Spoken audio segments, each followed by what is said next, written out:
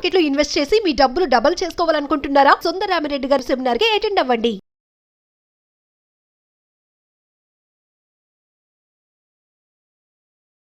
నమస్తే సార్. నమస్తే అండి. Sir, south Korea KOSPI market ఒక్క నెలలోనే 40% కుప్పకూలిపోయింది అని అంటే రీజన్స్ ఏంటి అంటే?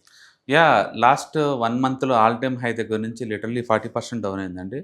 బట్ మనకు అర్థం కావాల్సిందంటే అది లాస్ట్ 1 ఇయర్లో స్టిల్ ఇంకా 60% ప్రాఫిట్లోనే ఉంది. ఓకే. అంటే ఈ సంవత్సరం one of the biggest up trend markets అంటే కొరియన్ మార్కెట్ అనమాట. అంటే వరల్డ్ వైడ్గా ఈ డేటా సెంటర్స్ నుంచి, ఈ ఆర్టిఫిషియల్ ఇంటెలిజెన్స్ నుంచి అంటే మెమరీ కార్డ్స్కి హ్యూజ్ షార్టేజ్ వచ్చేసింది. దాంతో మెమరీ కార్డ్స్ తయారు చేసే కంపెనీస్ ఏంటంటే బాగా ఎక్కువ రేట్కి అమ్ముతున్నారు అనమాట. దాంతో శాంసంగ్ అండ్ హైనెక్స్ ఈ 2 కంపెనీస్ బీభత్సన లాభాలు క్రియేట్ చేస్తున్నాయి ఈ సంవత్సరం. ఈ 2 స్టాక్స్ వాళ్ళ టోటల్ ఇండెక్స్లో మోర్ దెన్ 50% వెయిటేజ్ ఉంది.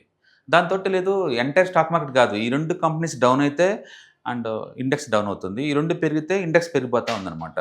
అంటే లాస్ట్ 1 వీక్లో ఈ 2 బాగా కరెక్షన్ గురైనాయి. దాంతో మార్కెట్ ఒక్కసారి కొలాప్స్ అయిపోయింది అనమాట. అందుకని ప్రపంచం మొత్తం మీద ఈ పాయింట్ ఆఫ్ టైంలో మోర్ వాలటైలిటీ ఇండెక్స్ ఏదన్నా ఉందంటే ఇట్స్ ఏ కొరియన్ మార్కెట్. అది కోసుకుని ఎందుకంటే ఆ దేశంలో ఈ లివరేజ్ ఈటీఎఫ్స్ ఉండటం, పబ్లిక్ అంతా ఈ డెట్ ఫండ్స్ని బ్రేక్ చేసి ఇన్సూరెన్స్ని సరౌండర్ చేసి మరి డబ్బులు తీసుకొని స్టాక్ మార్కెట్లో ఇన్వెస్ట్ చేయటం అండ్ లివరేజ్ ఎక్కువ అవటం వల్ల మార్కెట్ బీభత్సంగా పెరిగింది.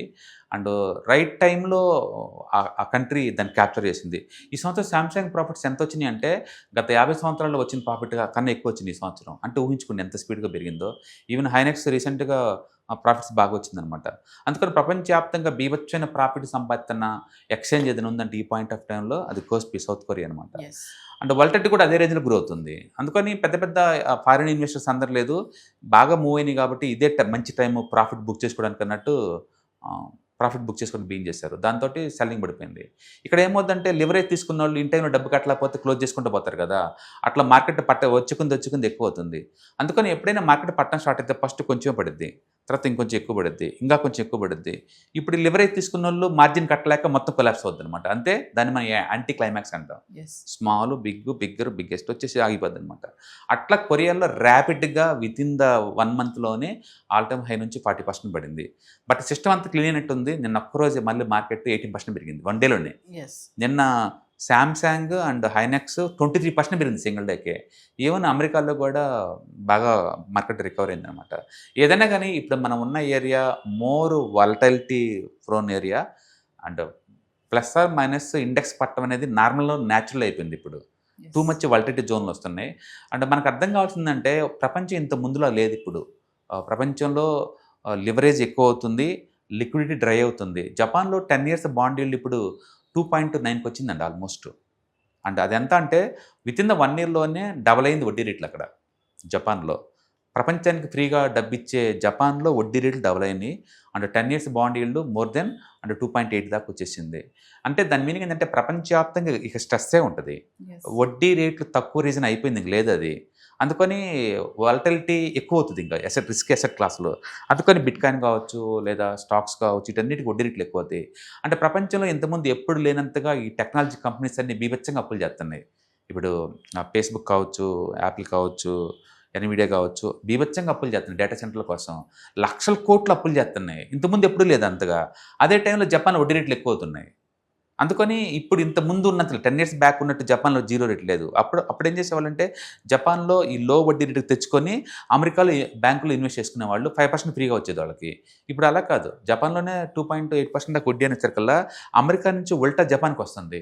నేను అనుకోవటం ఏంటంటే అమెరికన్ డాలర్ ఇంకా 2 to 5% దాకా డౌన్ అయ్యే ఛాన్స్ ఉంది నెక్స్ట్ 1 ఇయర్లో.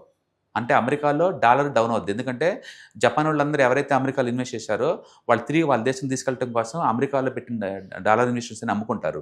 అందుకని అమెరికాలో మోర్ వాలటిలిటీ ప్రోన్ అయ్యే ఛాన్స్ ఎక్కువ ఉంది. And more over world market అన్ని ఆల్ టైమ్ హై దగ్గరికి వచ్చేసేసింది కాబట్టి వాలటిలిటీ రీచ్ అవుద్ది.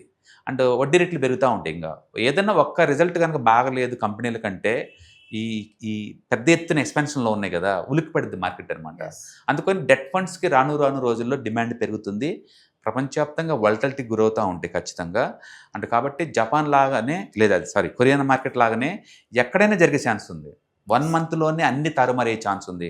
కాబట్టి మనం ఉన్న ప్రపంచం ఎంత అన్సర్టనిటీ అంటే అంటే విత్ ఇన్ ద 1 మంత్ కల్లా నువ్వు ఆల్ టైం లోకి పోతావు, లేదా ఆల్ టైం ఎగిలిపోతావు, ఏదైనా సాధ్యం అవుతుంది అనమాట. టూ మచ్ అన్సర్టనిటీ జోన్లోకి వస్తున్నావు. ఈ టైంలో రిస్క్ మేనేజ్ చేయడం చాలా ఇంపార్టెంట్ ఎవరికి వాళ్ళ పోర్ట్ఫోలియోస్. Yes. అంటే మార్కెట్ భారీగా పడిపోయిన సమయంలో కూడా కొన్ని షేర్లు బాగా పర్ఫామ్ చేస్తూ ఉంటాయి కదా సార్. డెఫినెట్గా కొన్ని సెక్టర్స్ పర్ఫామ్ చేస్తూ ఉంటాయి. కాకపోతే ఇండియా అంత వైడ్ డైవర్సిఫికేషన్ ఏం లేదు అక్కడ. ఎందుకంటే కొరియాలో ఆ 2 స్టాక్స్ వెయిటేజ్ మోర్ దెన్ 60 అండి. 2 స్టాక్స్ 60% కంట్రోల్ చేస్తున్నాయి. అంటే ఆ రెండింటికి ఏమైనా మార్కెట్ కొలాప్స్ అయిపోతుంది. ఇండియాలో అలా కాదు. హెచ్డిఎఫ్సి బ్యాంక్ వెయిటేజ్ ఎంత అండి? 12%. ఐసిఐసిఐ బ్యాంక్ వెయిటేజ్ ఎంత? 10%. రిలయన్స్ వెయిటేజ్ ఎంత? 8%. మన దగ్గర బ్యాలెన్స్డ్ వేలో ఉంది. Yes. బట్ అక్కడ అలా కాదు. ఈవెన్ అమెరికాలో కూడా టాప్ 7 కంపెనీస్ వాళ్ళ టోటల్ ఎకానమీలో అంటే 50% పైన ఉన్నాయి. అందుకే ప్రపంచంలో వెస్టర్న్ కంట్రీస్ అన్ని టూ మచ్ ఐటీ మీద డిపెండ్ అవుతున్నాయి. వాటికి ఏమన్నా అయిందంటే రిసెషన్ అక్కడ. Yes. బట్ ఇండియా అలా కాదు, ఫుల్ వెల్ డైవర్సిఫైడ్ అనమాట. అందుకని కరెంట్ కండిషన్లో మిగతా అన్ని సార్తో పోల్చుకుంటే ఇండియాని బెటర్ పొజిషన్.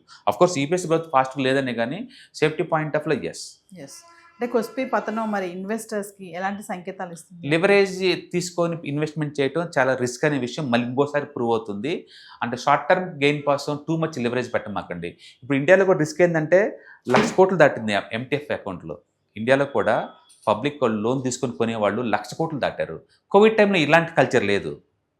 కోవిడ్ అది అందుకని ఇప్పుడు కోవిడ్ లాగా కనుక 38% పడింది ఇప్పుడు మార్కెట్లో. కొరియా కన్నా ఎక్కువ మంది సూసైడ్ చేసుకుంటారు ఇక్కడ ఇండియాలో ఇప్పుడు. Yes.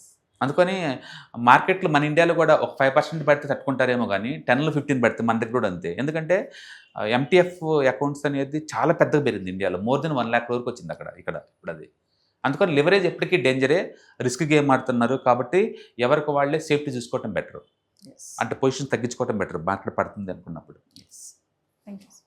Hi, one day classroom ఎన్విరాన్మెంట్లో ఆఫ్లైన్ వెబినార్ జరగబోతుంది.